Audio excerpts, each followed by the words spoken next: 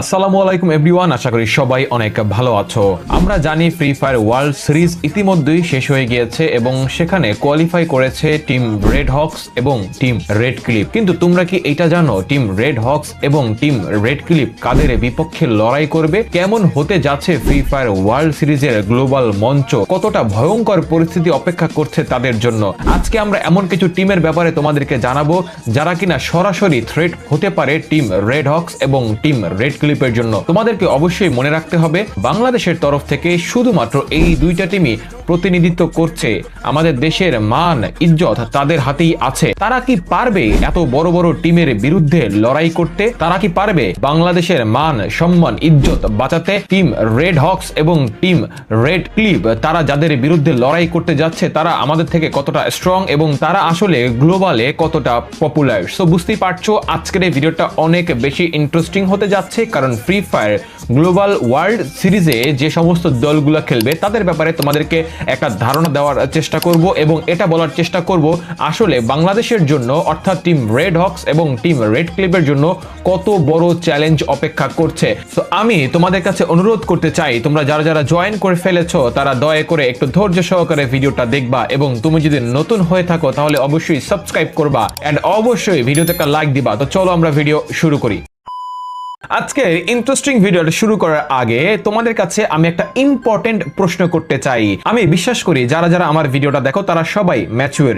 So অবশ্যই যখন উত্তরটা তুমি কমেন্ট বক্সে লিখবা ভেবেচিন্তে লিখবা। আমার প্রশ্নটা হচ্ছে, যখন কোনো ফ্রি ফায়ার অ্যানালাইজার কিংবা ফ্রি ফায়ার কোচ কিংবা ফ্রি ফায়ারের ভিডিও বিশ্লেষণ যারা করে তারা যদি কোনো ভিডিও বিশ্লেষণ করতে চায় বা কোনো গেম প্লে বিশ্লেষণ করতে চায় বা যদি কোচিং টিপস শেয়ার করতে চায় তাহলে সেই ক্ষেত্রে তার গেম প্লে করা কিংবা গেম খেলাটাই কি অনেক বেশি জরুরি? উত্তর দেওয়ার আগে তোমাদেরকে আমি আরো একটা কথা বলতে চাই। ধরো একজন ফুটবল অ্যানালাইজার কিংবা একজন বোলার অ্যানালাইজার যখন সে অ্যানালাইসিস করে তখন যে ভিডিও ক্লিপগুলো থাকে সেখান থেকেই কিন্তু একজন অ্যানালাইজার অ্যানালাইসিস করে বের করার চেষ্টা করে তার স্কিলটা আসলে কি, তার সুইংটা আসলে কোথায়, অথবা ফুটবলের ক্ষেত্রে তার ট্যাকটিক্সটা আসলে কোথায়। সো এইটা বের করতে কিন্তু তাকে ফুটবলার হইতে হয় না কিংবা এইটা বের করতে কিন্তু তাকে বোলার হইতে হয় না।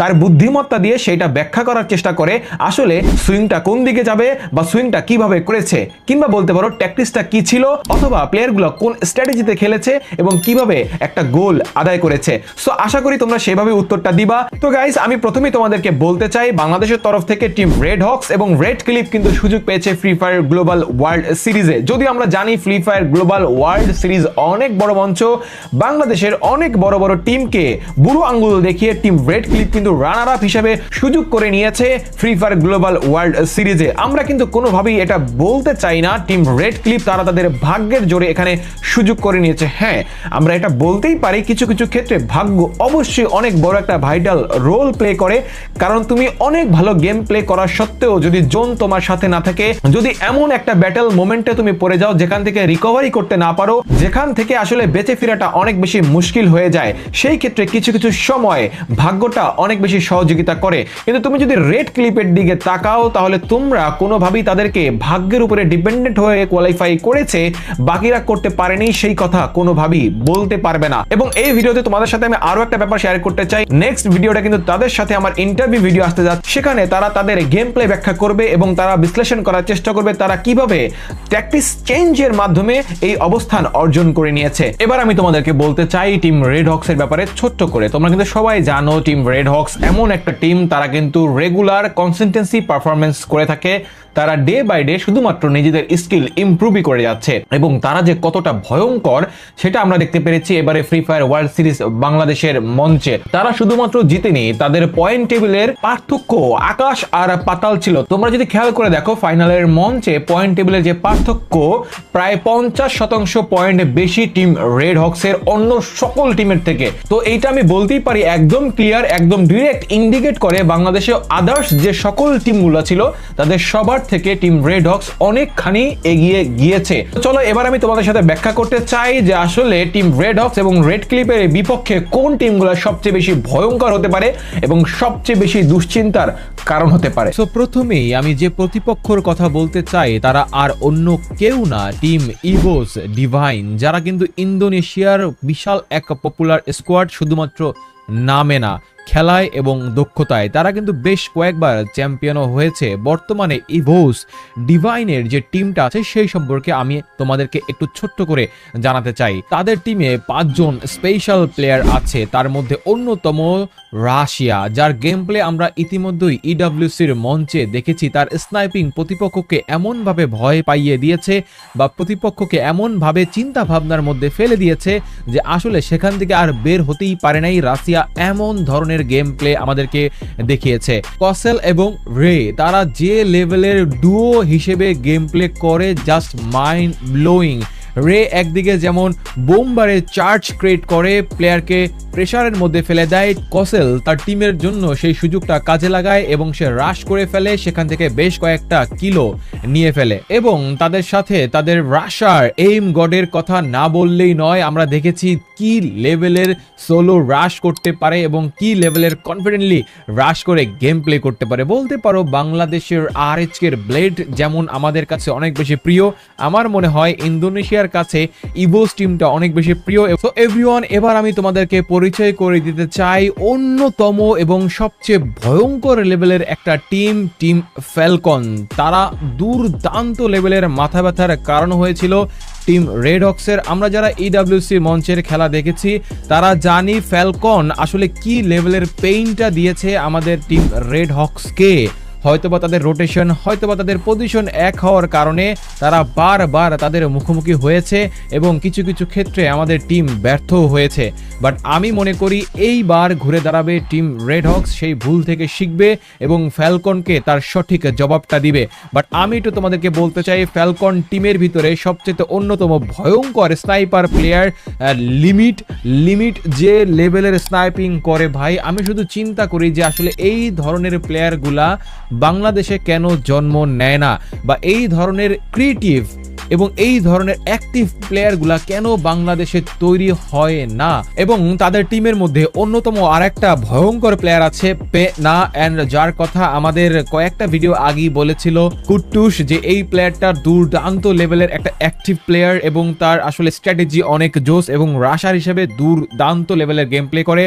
অন ফায়ার আছে এবং কে রড আছে, তারা কিন্তু আসলে এক কথায় বলতে গেলে পুরো ধুম মাচায়া দিচ্ছে ইডব্লিউসির মঞ্চে। তারা যে লেভেলের শেষের দিকে খেলা দেখাইছে, হয়তো যদি ওই খেলার কিছু অংশটা তারা শুরুর দিকে দেখাইতে পারতো, হয়তো বা ম্যাচের রেজাল্ট অন্যরকম হইলেও হইতে পারতো। বাট মনে রাখতে হবে ফ্যালকনও কিন্তু অন্যতম একটা থ্রেট আবারও হতে পারে বাংলাদেশি টিমের জন্য, অর্থাৎ টিম রেড হক্স এবং টিম রেড ক্লিপের জন্য। তো এভরিওয়ান, এবার আমি তোমাদের সাথে আরো একটা টিমের পরিচয় করে দিতে চাই, বুরিরাম ইউনাইটেড ই স্পোর্টস, থাইল্যান্ডের অন্যতম একটা টিম যারা কিন্তু regular free fire world series, FFPL এবং FFML এই সকল টুর্নামেন্টে ধারাবাহিকভাবে পারফর্ম করে আসছে। তোমরা যদি বুরিরাম ইউনাইটেড ই স্পোর্টস এর দিকে লক্ষ্য করো তাহলে তোমরা দেখতে পাবা তাদের টিমের মধ্যে অন্যতম বেস্ট রাশার ব্রু ওয়াসানা, যার গেম প্লে কিন্তু এক কথায় অসাধারণ। যদিও ইডব্লিউসির মঞ্চে তারা খুব একটা জ্বলে উঠতে পারেনি, কিন্তু তারপরেও তারা কিন্তু ফাইনাল পর্যন্ত লড়াই করেছে, টিকে থেকেছে, তারা তাদের যোগ্যতা প্রমাণ করার চেষ্টা করেছে। আমরা জানি ফ্রি ফায়ার ওয়ার্ল্ড সিরিজের মঞ্চটা এমন একটা মঞ্চ সেখানে যারা পারফরমেন্স করে তারা কিন্তু কোনো না কোনো দেশের একদম টপ লেভেলের স্কোয়াড, যেই জায়গাটায় আমাদের বাংলাদেশের টিম অনেক পিছায় আছে, কারণ তারা কিন্তু এই ধরনের বড় মঞ্চ খেলার খুব একটা সুযোগ পাই নাই। এইবারই প্রথমবার খেলেছিল ইডব্লিউসির মঞ্চের রেড হক্স, কিন্তু সেখানে তারা ব্যর্থ হয়েছে। আমরা আশা করি পূর্বে রেড হক্স যে ভুলগুলো করেছে এইবার সেগুলো শুধরিয়ে তারা হেড টু হেড লড়াই করবে এবং তারা তাদের যোগ্যতা প্রমাণ করার জন্য চেষ্টা করবে। এবং তাদের টিমের মধ্যে আরো একটা প্লেয়ারের কথা বলতে হয়, মুশি, যে কিন্তু one of the best sniper player Buriram United esports স্কোয়াডের মধ্যে, এবং শুধুমাত্র তাদের স্কোয়াডের মধ্যে বেস্ট স্নাইপার প্লেয়ার এমন না, ইডব্লিউসি তে কিন্তু দুর্দান্ত গেম প্লে দেখিয়েছে। তো এভরিওয়ান, আমি তোমাদের সাথে আরো একটা টিমের ব্যাপারে কথা বলতে চাই যাদের নাম মুভস্টার R7, যারা কিন্তু দুর্দান্ত লেভেলের ডোমিনেশন দেখিয়েছে ইডব্লিউসির মঞ্চে। আমরা যারা বাংলাদেশে খেলা দেখি ফ্রি ফায়ার ই স্পোর্টস, তারা দেখি যে আসলে আরএচ কেমনে ডোমিনেশন করে, তাদের মতন করে আর কোনো টিম ডোমিনেশন করতেই পারে না। বাট আমি তোমাদেরকে বলতে চাই মুভস্টার R7 এমন একটা টিম, তারা কিন্তু ইডব্লিউসির মঞ্চে, এত বড় মঞ্চে পার্টিসিপেট করেছে, এত বড় বড় দলের বিরুদ্ধে তারা যে লেভেলের ডোমিনেশন দেখিয়েছে তা এক কথায় সবার মন জয় করে নিয়েছে। হয়তো তারা চ্যাম্পিয়ন হতে পারেনি বা হয়তো তারা টপ 1, 2 বা 3 হতে পারেনি, কিন্তু তারা দেখিয়েছে অ্যাগ্রেশন এবং তাদের যে অ্যাগ্রেসিভ গেম প্লে। সো আমরা এটা বলতে চাই যে তারা যে কোনো সময় কিন্তু জ্বলে উঠতে পারে, এবং বিশেষ করে আমাদের যে কুট্টুস আছে তার পছন্দের প্লেয়ার কিন্তু এই গেমস কিং, আর এই গেমস কিংকে কিন্তু আসলে কুট্টুস অনেক পছন্দ করে এবং তার কাছ থেকে অনেক ধরনের খেলাও শিখে, কারণ কুট্টুসও সাপোর্টার, সেও কিন্তু সাপোর্টার। তোমাদেরকে একটা কথা বলতে চাই, তোমরা যদি ওদের টিমের দিকে একটু খেয়াল করে দেখো ওদের টিমে কিন্তু ডেডিকেটেড ভাবে কোনো স্নাইপার প্লেয়ার নাই, যা আছে সব রাশার বোম্বার সাপোর্টার। সো বুঝতেই পারতেছো যে এই টিমটা টোটালি একটা জাস্ট শর্ট রেঞ্জে খেলার মতন বানানো টিম। তারা চাই যে শর্ট রেঞ্জে ঢুকবে, উড়াধুরা মারবে, পুরা খেল একই জায়গায় খতম করে দিবে। কিন্তু আমার মনে হয় তারা হয়তো বা এখানে স্নাইপার প্লেয়ার যখন দরকার হবে তারা হয়তো কেউ তাদের রোল চেঞ্জ করে স্নাইপিং করতে পারে। সো এটা বোঝাই যায় যে তারা আসলে কি লেভেলের এগ্রেশন মাইন্ড নিয়ে গেম প্লে করবে ফ্রি ফায়ারে world series. So yes RHK, yes আমাদের টিম আরসি, অবশ্যই তোমাদেরকে সতর্ক থাকতে হবে এই টিমটার ব্যাপারে, কারণ তোমরা যদি তাদের টিমের প্লেয়ারের দিকে দেখো তাহলে বুঝতেই পারছো যে এখানে কি লেভেলের ডোমিনেশন তারা আবারও দেখাতে চাচ্ছে এবং দেখাবে। এখন আমি তোমাদের সাথে যে টিমটা নিয়ে আলোচনা করব তারা কিন্তু ব্রাজিলের ওয়ান অফ দ্য বেস্ট একটা টিম ফ্লুক্সো, যারা কিনা একটা সময় 6 বার ম্যাচ বুয়া করার পরে চ্যাম্পিয়ন হয়েছিল। সো বুঝতে পারতেছো তারা এমন একটা টিম, যদি তারা জ্বলে উঠে তাহলে তো কিন্তু তারা ফ্যালকন বলো, বুরিরাম বলো কিংবা ইভোস বলো, কাউকে কিন্তু পাত্তাই দিবে না, কারণ একটা টুর্নামেন্টে একই সাথে 6টা ম্যাচ জিতে বুইয়া করা বা চ্যাম্পিয়ন হওয়া চারটি খানিক কথা না। তাদের টিমের দিকে যদি তোমরা একটু লক্ষ্য করে দেখো, তাদের টিমে ববস নামে যে প্লেয়ারটা আছে সে কিন্তু ক্যাপ্টেন, তার সাথে সাথে কিন্তু বোম্বার। তো তার গেম প্লে আমরা দেখেছি, সে কিন্তু এনিমিরে চমৎকার লেভেলের পেইন দিতে পারে। ভাই আমি দেখছি এক এক সময় এক এক ধরনের গেম প্লে টিম ফ্লুক্সোর, যে লেভেলের ভাই বোম্বিং করে এই ববস জাস্ট অসাধারণ। এবং তাদের টিমে কিন্তু স্নাইপার প্লেয়ার আছে MT7, সেও কিন্তু one of the best sniper player, যদিও এখানে লেখা আছে সাপোর্টার, বাট হয়তো বা সাপোর্টিভ রোলই খেলে স্নাইপার হিসেবে। বাট আমি একটা কথাই বলতে চাই, MT7কে এবং হচ্ছে গিয়ে আমাদের ববস বলো বা Pro X7কে বলো, আসলে এই ফ্লুক্সো টিমটা, আমি ইডব্লিউসির কথা যদি বলি, তারা কিন্তু সেইখানে তাদের যে এগ্রেশন গেম প্লে, তাদের যে ডোমিনেশন গেম প্লে, সেটা কিন্তু তারা সেখানে ফুটায় তুলতে পারেনি। কিন্তু আমরা জানি যে আসলে ফ্লুক্সো কি লেভেলের টিম, এবং তারাও কিন্তু বেশ কয়েকটা টুর্নামেন্টে চ্যাম্পিয়ন হয়েছে, এবং তারা কিন্তু নিজেদের যোগ্যতা প্রমাণ করেই কিন্তু বারবার এরকম বড় বড় মঞ্চে অংশগ্রহণ করে। সো অবশ্যই তাদেরকেও কিন্তু কোনোভাবেই ছোট বা খাটো করে দেখার কোনো সুযোগ নেই। এখন আমি তোমাদের সাথে লাস্ট বারের মতন আরো একটা টিমের ব্যাপারে বলতে চাই, যেটার নাম হচ্ছে RRQ, এবং RRQ কিন্তু দুর্দান্ত একটা টিম, এবং তারা কিন্তু আসলে বেস্ট পারফর্মার। বাট কেন জানি না AWC-তে তারা খুব একটা জ্বলে উঠতে পারেনি।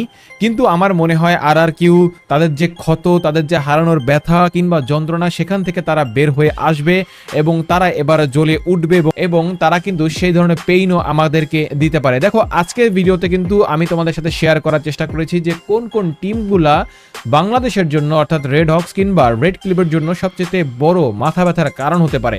আমি আজকের ভিডিওতে কোনো ধরনের গেম প্লে বিশ্লেষণ করিনি, শুধুমাত্র তাদের টিম নিয়ে কথা বলেছি, যাতে তোমরা এটা বুঝতে পারো যে কোন টিমগুলা সবচেয়ে ভয়ঙ্কর লেভেলের।